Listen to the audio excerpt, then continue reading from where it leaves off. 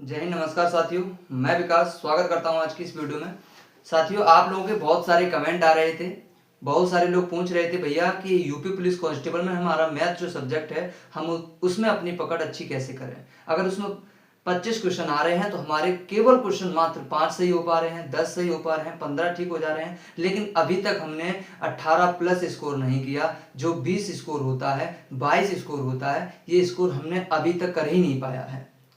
तो हम इतना अच्छा स्कोर कर सकते हैं, या हम इतना मैथ में जो हम सोचते हैं कि 25 में से 25 क्वेश्चन कैसे करना है, 20 क्वेश्चन कैसे करना है, क्या हम ये क्वेश्चन कभी कर सकते हैं? बहुत कुछ हमने पढ़ लिया, इधर उधर से सारा कुछ पढ़ लिया, यूट्यूब से बहुत कुछ पढ़ लिया, लेकिन फिर भी भाई हमारा स्कोर नहीं बढ़ रहा। हमारी कमी क्या है? हम क्या कर सकते हैं? क्या जो लोग 20 में 20 क्वेश्चन लेके आते हैं, 25 में से 25 क्वेश्चन ठीक करते हैं, क्या वो लोग कहाँ से पढ़ते हैं? कि भैया हमारे मैथ को कितने घंटे पढ़ना चाहिए, किस टीचर से पढ़ना चाहिए? क्या मैथ हम बिल्कुल सीख ही नहीं सकते?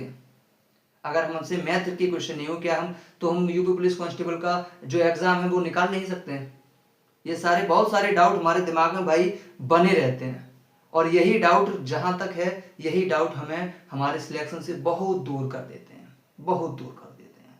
तो इन सभी डाउटों को बिल्कुल क्लियर करने वाला हूं इस वीडियो से। इस वीडियो के माध्यम से आप लोगों को क्या करना है, कुछ नहीं, रिलैक्स करना है, इस वीडियो को फुल देखना है, ठीक है। चलिए दोस्तों, तो हम वीडियो को स्टार्ट करते हैं। बिल्कुल आहिस्ते आहिस्ते सारी चीज बताएंगे, क्लियर करेंगे आप लोगों को काफी अच्छे तरीके से, ठीक है। चलिए, तो सबसे पहले दोस्त हम बता दें आपको कि जो यूपी पुलिस कांस्टेबल में 25 क्वेश्चन आपके पूछे जाएंगे मैथ्स को लेकर।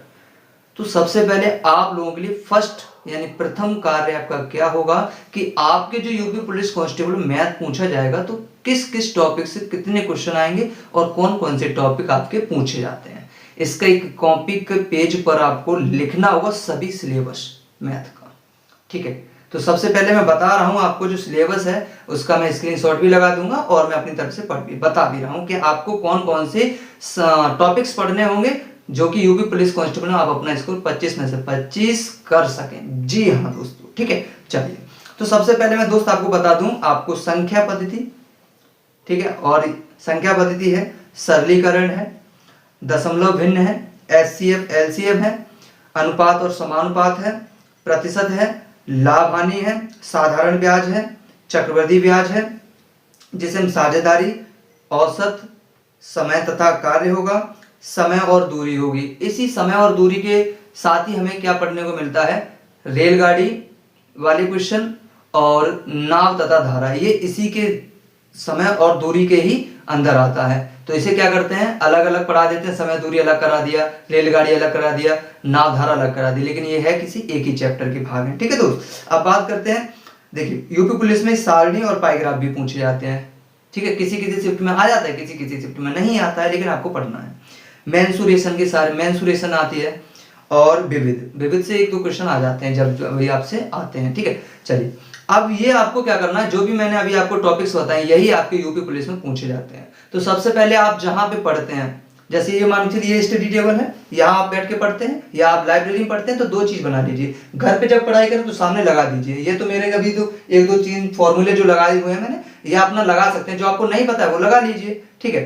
तो ऐसे ही आप क्या करेंगे, एक लगा देंगे, और जो भी आप करते जाओ, कंप्लीट करते जाओ, उस पर टिक करते रहेंगे, डेली डेली मार्क करते रहेंगे। आप लाइब्रेरी में लगा लो और एक घर पे पढ़ते हो वहां लगा लो, आपका जो भी चैप्टर हो जाएगा उस पर टिक कर देंगे, कंप्लीट हो गया भाई हमारा ये चैप्टर, जिससे पता भी लगा हमारा कितना सिलेबस कंप्लीट हो गया, कितना नहीं हुआ है, ठीक है। अब जैसे हम बात करते हैं इसमें, अगर आपको 25 में से 25 लाने तो कौन कौन से टॉपिक पढ़ने होंगे। अगर आपको ज्यादा नहीं समय देना है तो आप 25 में से 20-21 करना है, तो कौन से सब्जेक्ट आपको कम से कम पढ़ने होंगे जिसमें आपका स्कोर अच्छा हो जाए। तो चलिए हम बात करते हैं पहले तो इसमें क्वेश्चन भाई कितने, किस टॉपिक से कितने क्वेश्चन पूछे जाते हैं।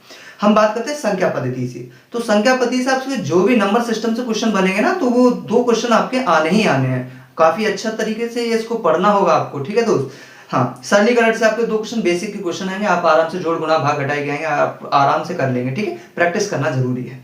दशमलव भिन्न से देखिए भाई क्वेश्चन एक ही आ सकता है, दशमलव भिन्न से, ठीक है। एचसीएफ एलसीएम से आपके 1-2 क्वेश्चन देखने को मिलते हैं प्रत्येक शिफ्ट में। अनुपात और समानुपात, भाई ये एकदम बेहतरीन टॉपिक है आपका, और काफी अच्छे क्वेश्चन इससे बनते हैं, तो 2 से 3 क्वेश्चन आपको देखने को मिल जाते हैं, ठीक है। ऐसी प्रतिशत 2 क्वेश्चन आपको देखने को मिलेंगे, 1 या 2 क्वेश्चन मिलेगा ही मिलेगा, ठीक है। और एक सिंपल होगा तो एक थोड़ा कठिन होगा। लाभ हानि से 2-3 क्वेश्चन मिलेंगे भाई, इससे तो क्वेश्चन आने, कोई सी भी परीक्षा से लाभ हानि से तो क्वेश्चन आने ही आने, 2-3-4 क्वेश्चन तक बन जाते हैं इससे। और इसी में आपका बट्टा शामिल हो जाता है, छूट वाले क्वेश्चन, तो 3 से 4 क्वेश्चन इससे बनते ही बनते हैं। इसको काफी अच्छे तरीके से पढ़ना है आपको। साधारण ब्याज, चक्रवृद्धि ब्याज, इससे एक एक क्वेश्चन बनता है, ठीक है। जो भी अगर साधारण ब्याज से बनेगा वो भी सिंपल होगा, थोड़ा चक्रवृद्धि ब्याज का थोड़ा सा कठिन हो सकता है, जो कि 3 साल में पॉइंटों में कुछ आंसर आपके आ जाए। आपको अच्छे से पढ़ना है, ठीक है। औसत से बात करेंगे भाई, औसत से 1 से 2 क्वेश्चन बनना ही बनना है, आराम से करना है सभी टॉपिक्स को। समय तथा कार्य हो गया, 1 से 2 क्वेश्चन इससे करने ही करने हैं, ठीक है। इतने अगर आप टॉपिक कर लोगे ना, ये कोई सारे सिंपल टॉपिक है भाई, अभी तक आप पढ़ते आए होगे इनसे, बस आपने क्या किया, रेगुलरिटी नहीं की है। 2 टॉपिक यहाँ से पढ़ लिए, वही टीचर से परसेंटेज आज यहाँ से पढ़ा, कल भी यूट्यूब से पढ़ा, कल भी वहां से दूसरे टीचर से उसने भी परसेंटेज पढ़ाया, तीसरे पे गए वहां भी परसेंटेज पढ़ लिया, चौथे पे गए वहां भी परसेंटेज पढ़ लिया। तो ऐसे 4 जगह पढ़ गया, एक ही टॉपिक पढ़ा, तो आपको मन तो नहीं लगेगा ना, है ना।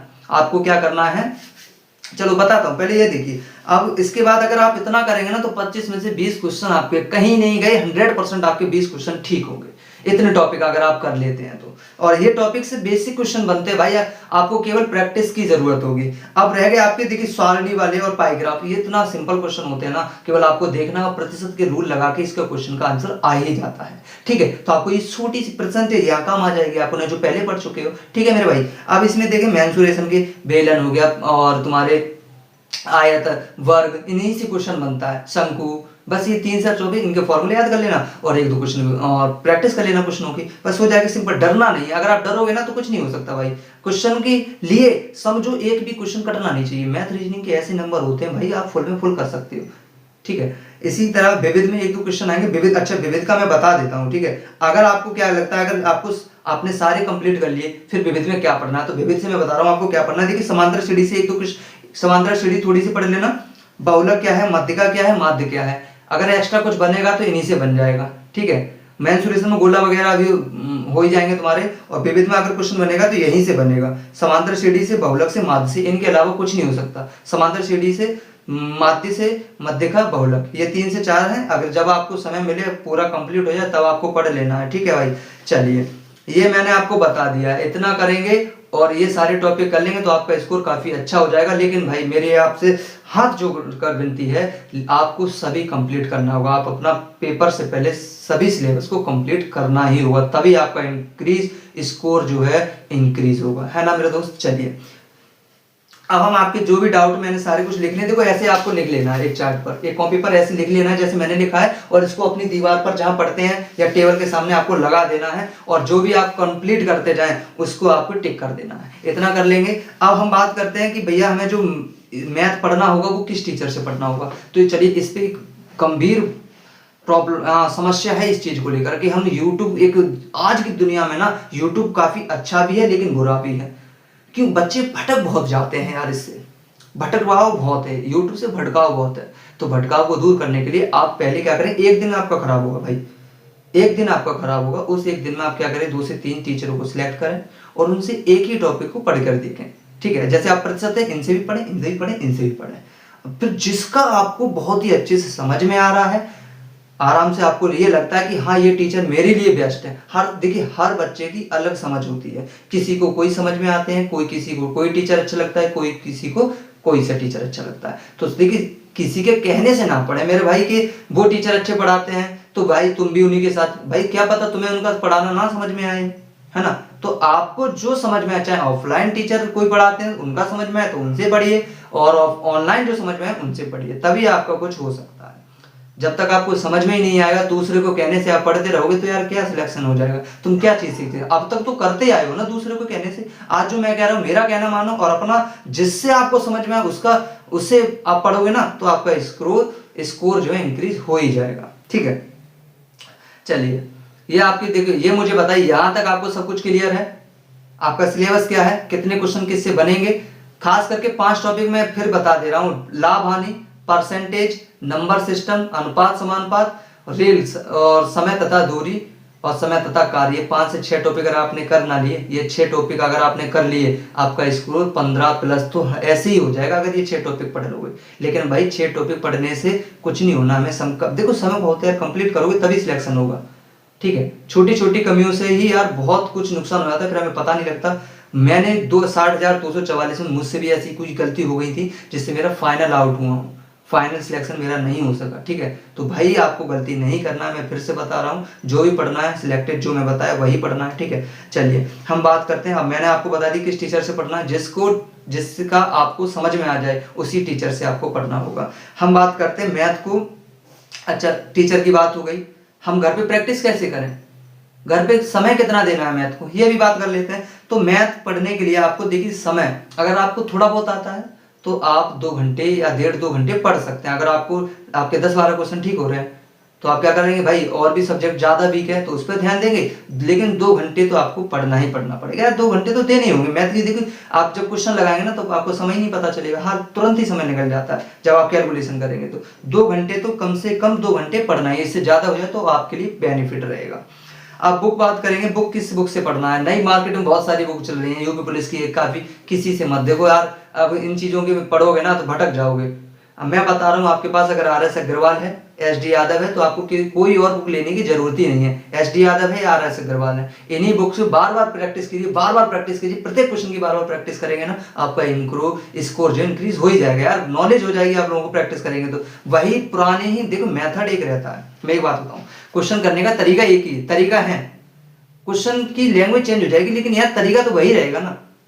आप एक बार तरीका सीख जाएंगे ना, आप आराम से कोई सा भी क्वेश्चन से आप डायरेक्ट कर देंगे। बस आपका जो पॉइंट होता है ना कि इस क्वेश्चन में करना क्या है, इस क्वेश्चन में करना क्या है, वह चीज आप जान गए तो समझो फिर मैथ में है ही क्या यार। इतना चीज जानने के लिए आपको प्रैक्टिस करनी पड़ेगी। प्रैक्टिस के लिए डेली जो आपने टॉपिक पढ़ा उसके 50 से 60 क्वेश्चन लगा दीजिए फटाफट से, 50-60 क्वेश्चन, 70-80 क्वेश्चन, 90-100 क्वेश्चन, टारगेट बढ़ाते जाइए, आपका स्कोर भाई इंक्रीज हो ही जाएगा यार, इतना बता रहा हूँ, मैंने खुद किया है ना। ठीक है, चलिए मैंने बता दिया book RS Agrawal, SD Yadav, ये आप पढ़ोगे तो आपका स्कोर इंक्रीज हो जाएगा। चलिए अब हम बात करते हैं मॉक टेस्ट हमको कब लगाना चाहिए। अगर आपका सिलेबस ही कंप्लीट नहीं है और आप मॉक टेस्ट लगाओ तो आपका स्कोर कैसे आएगा। फिर आप कहते हो मेरा स्कोर 5 आता है, 10 आता है, 6 आता है, 8 आता है, 15 आता है, 16 आता है। जब आप पहले मैं बता रहा हूँ वो करो, आप अपना जो भी सिलेबस है, जो मैंने अभी 6 से 4 टॉपिक बताए, इनको कंप्लीट करो, फिर मॉक लगाना, अपना स्कोर बढ़ जाएगा। जब आपका सभी सिलेबस कंप्लीट हो जाएगा, जितने टॉपिक हैं, फिर आप उसकी प्रैक्टिस कीजिए, उसके बाद मॉक लगाएंगे। पहले ही मॉक में भाई 20 प्लस जाओगे, 20 प्लस जाओगे, ना जाओ तब मुझसे कह देना आके भैया आपने बिल्कुल यार क्या बताया, मेरे को समझ में नहीं आया, ये क्या हो गया, ऐसा कह ही नहीं पाओगे।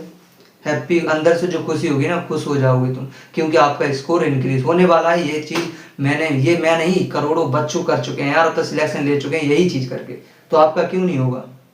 ठीक है, और मैं खुद यार फॉलो कर चुका, आप किसी से भी पूछना, आपके साथ लाइब्रेरी में पढ़ते हो, कोचिंग पढ़ते हो, किसी से पूछना, ये सारी चीज करोगे हो जाएगा। या सिलेक्टेड कोई भैया मिले आपसे, उनसे पूछ लेना, वही यही चीज बताएंगे, तो आप भी फॉलो करिए दोस्त, हो जाएगा।